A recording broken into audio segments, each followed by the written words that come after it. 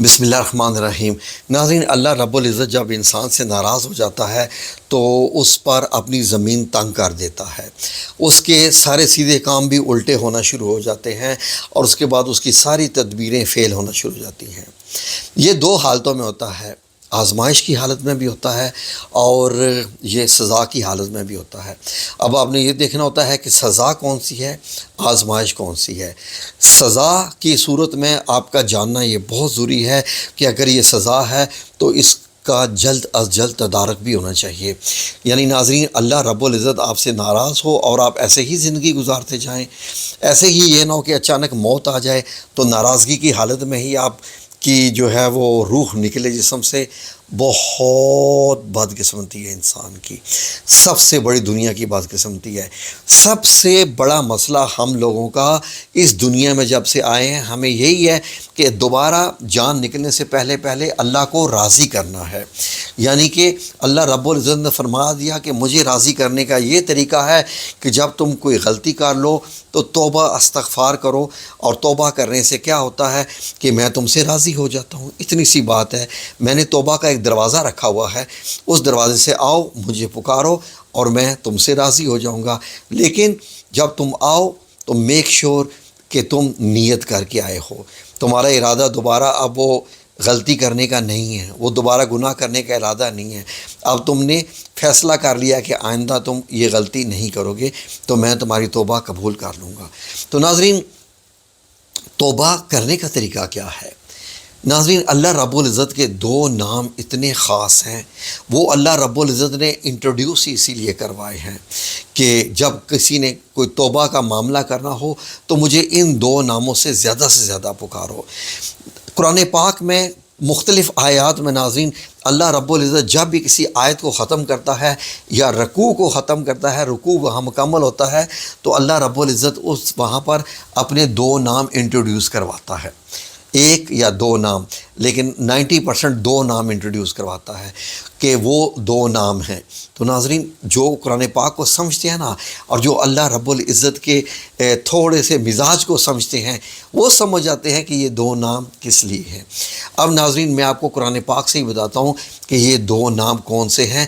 آپ غور سے یہ سارا دیکھیں، کیونکہ روزانہ کی بنیاد پر ہم لوگ خطائیں کرتے ہیں، روزانہ کی بنیاد پر ہم لوگ ایسے گناہ کر بیٹھتے ہیں کہ جن کی توبہ کرنا ضروری ہوتی ہے، اور ہم نہیں بھی کرتے، ہمیں تو پرواہ ہی نہیں ہوتی ہے اللہ راضی رہے یا ناراض۔ لیکن نہیں، ہمارا کوئی اپنا رشتہ دار یا گھر والا ناراض ہو جائے تو ہمارا کھانا پینا سب حرام، اللہ ناراض ہو جائے تو پرواہ ہی نہیں ہے۔ افسوس کی بات ہے، افسوس کا مقام ہے۔ اسی لیے روزانہ رات کو توبہ کر کے سویا کریں، کوئی پتہ نہیں ہوتا کہ آپ کی روح واپس کی جائے یا نہ کی جائے۔ زیادہ تر اموات بیماری کی حالت میں رات کو ہوتی ہے۔ اینی جو بھی مسئلہ ہے، توبہ روزانہ کی بنیاد پر آپ کا کرنا حق ہے۔ جو نہیں کرتا، سمجھ لیں کہ اللہ نے اس سے توبہ کی جو ہے وہ چھین لی ہے، توفیق بھی۔ جی، اگر آپ نماز پڑھنے نہیں جا رہے تو آپ یہ مت کہیں کہ میں نماز نہیں پڑھنے جا رہا، اللہ نے آپ سے سجدہ کرنے کی توفیق چھین لی ہے، یہ سزا ہے آپ کی کہ آپ نماز نہیں پڑھ رہے۔ اسی طریقے سے اگر آپ توبہ نہیں کر رہے، اللہ کے ذکر اذکار نہیں کر رہے، تو آپ سزا کے مستحق ہو چکے ہیں، اور آپ جو زندگی جی رہے ہیں وہ سزا والی زندگی جی رہے ہیں۔ جی، یہ نہیں ہے کہ آپ کھایا پیا، نئے کپڑے پہنے، گھومے پھرے، اے سی والی گاڑی، اے سی والا گھر اور آپ خوش ہیں۔ نہیں، آپ کا شمار اس وقت اللہ رب العزت نے ظالمین میں کیا ہوتا ہے، دھدکارے ہوئے لوگ ہوتے ہیں وہ۔ بے شک یہاں پر عیش و عشرت کر لیں، بلکہ اللہ ایسے لوگوں کی عیش و عشرت بڑھا بھی دیتا ہے۔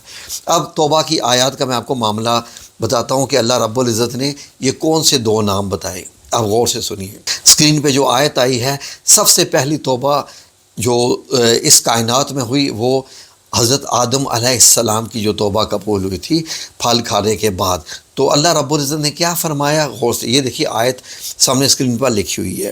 یہ لکھا ہوا ہے، پھر آدم نے اپنے رب سے چند کلمات حاصل کیے، پھر اس کی توبہ قبول فرمائی، بے شک وہ تو توبہ قبول کرنے والا مہربان ہے۔ جی ناظرین، اب اس کی اگر عربی دیکھیں تو فتلقى آدم من ربہ، کہ آدم نے اپنے رب کریم سے کچھ کلمات سیکھے۔ اب اللہ کو منانے اور منانے کا طریقہ بھی اللہ نے خود حضرت آدم علیہ السلام کو بتایا تھا۔ اب یہ دیکھیے وہ کلمات کیا تھا کہ فتاب علیہ، کہ اس کی توبہ قبول ہو گئی تھی، انہو، کیونکہ وہ هو التواب الرحیم، هو التواب الرحیم، کہ وہ تو تواب ہے اور رحیم ہے۔ التواب الرحیم، یہ دو نام غور سے سن لیجئے، اللہ نے یہ دو نام اپنے انٹروڈیوس کروا دیے یہاں پر کہ وہ توبہ قبول کرنے والا ہے۔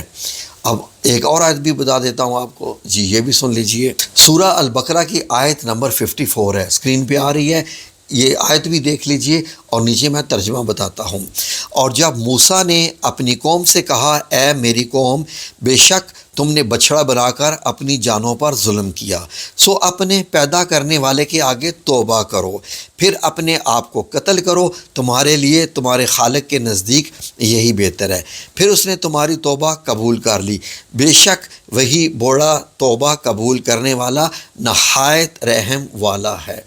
اب یہاں پر بھی وہی الفاظ دیکھ لیجئے کہ فتاب علیکم کے بعد انہو هو التواب الرحیم، وہی کوڈ استعمال ہوا ہے، هو التواب الرحیم۔ دیکھا آپ نے، یہ معمولی بات نہیں ہے، آگے بھی دیکھ لیجئے، یہ اسکرین پہ ذرا غور کریں، سورہ توبہ کی آیت نمبر 104 ہے، ذرا اس پر بھی غور کریں، اسکرین پہ لکھی ہوئی ہے اور میں آپ کو اس کا ترجمہ بتاتا ہوں۔ کیا یہ لوگ نہیں جانتے کہ اللہ ہی اپنے بندوں کی توبہ قبول فرماتا ہے اور صدقات لیتا ہے، اور بے شک اللہ ہی توبہ قبول کرنے والا مہربان ہے۔ اب یہاں پر غور کیجئے، آخری تین لفظ کون سے ہیں؟ هو التواب الرحیم، وہی بات ہوئی۔ کیا یہ محض اتفاق ہے؟ جی نہیں، یہ محض اتفاق نہیں، یہ میرے رب کا کلام ہے۔ رب کریم کوئی بھی بات بغیر کسی مصلحت کے نہیں بتاتا ہے، لیکن قرآن پاک میں سمجھنے والے کے لیے نشانی ہوتی ہے کہ جب بھی اللہ رب العزت نے توبہ اور توبہ قبول فرمانے کا ذکر کیا ہے تو ان دونوں ناموں کو ہی اپنے ہائی لائٹ کیا ہے۔ اگلی آیت بھی دیکھ لیجئے، سورہ توبہ کی ہی، سورہ توبہ کی آیت نمبر 118 ہے۔ یہ ناظرین تین بندوں کا معاملہ اللہ رب العزت نے یہاں ذکر کیا ہے جن کی توبہ قبول ہوئی تھی۔ آپ کو معلوم ہے کہ غزوہ تبوک میں 3 صحابی پیچھے رہ گئے تھے، جن میں ایک کعب بن مالک بھی تھے جو بڑے جلیل قدر صحابی تھے، وہ بھی پیچھے رہ گئے تھے۔ پھر انہوں نے توبہ کی تھی اور نبی کریم صلی اللہ علیہ وسلم نے مدینہ المنورہ میں تمام صحابہ کرام کو ان سے بات چیت بھی منع کر دی تھی اور ان کی توبہ کا معاملہ اللہ پہ چھوڑ دیا تھا۔ تو اللہ رب العزت نے یہ آیت نازل فرمائی تھی ان کے حق میں۔ آیت اسکرین پر آئی ہوئی ہے، اس کا ترجمہ بھی دیکھ لیجئے، اور ان تینوں پر بھی جن کا معاملہ ملتوی کیا گیا، یہاں تک کہ جب ان پر زمین باوجود کشادہ ہونے کے تنگ ہو گئی اور ان کی جانیں بھی ان پر تنگ ہو گئیں، اور انہوں نے سمجھ لیا کہ اللہ سے کوئی پناہ نہیں، سو اسی کی طرف آنے کے پھر بھی اپنی رحمت سے ان پر متوجہ ہوا تاکہ وہ توبہ کریں، بے شک اللہ توبہ قبول کرنے والا مہربان ہے۔ آگے یہ کون سے، ذرا آخری الفاظ پہ غور تو کیجئے، ان اللہ، یعنی بے شک اللہ جو ہے، آگے کیا ہے؟ هو التواب الرحیم، یعنی کہ جو ویسے وہ جو ہوا ہے نا، وہ بھی اللہ کے لیے استعمال ہوتا ہے، جیسے اللہ لا الہ، اس میں بھی وہ اللہ کے لیے استعمال ہوا ہے، لیکن جو بیسک نام استعمال ہوئے ہیں، 2 صفاتی نام استعمال ہوئے ہیں، وہ توبہ کے لیے وہ التواب اور الرحیم ہے۔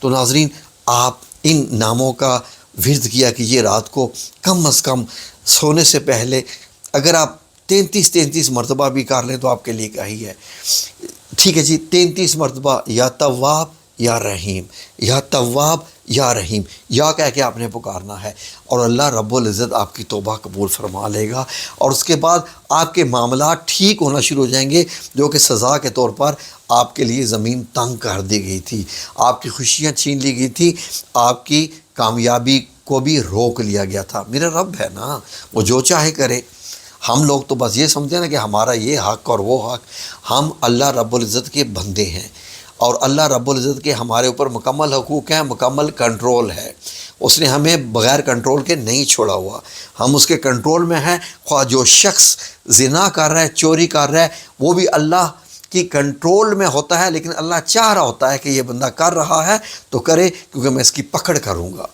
وہ بھی اللہ کے کنٹرول میں ہی ہوتا ہے۔ تو ایسا وقت نہ آئے کہ اللہ رب العزت کسی کی ڈور اتنی ڈھیلی چھوڑ دے۔ اللہ رب العزت سے ہم معافی مانگتے ہیں، یا تواب یا رحیم۔ ربنا ظلمنا انفسنا وان لم تغفر لنا وترحمنا لنکونن من الخاسرین۔ تو یہ توبہ کا معاملہ ہے، روزانہ رات کو یہ کر کے سوئیے، اللہ رب العزت کی قسم کہ آپ کے بغیر کسی دوسرے وظیفے کیے آپ کی زندگی کے معاملات درست ہونا شروع ہو جائیں گے، اور آپ کو لگے گا کہ آپ کی زندگی بدل رہی ہے۔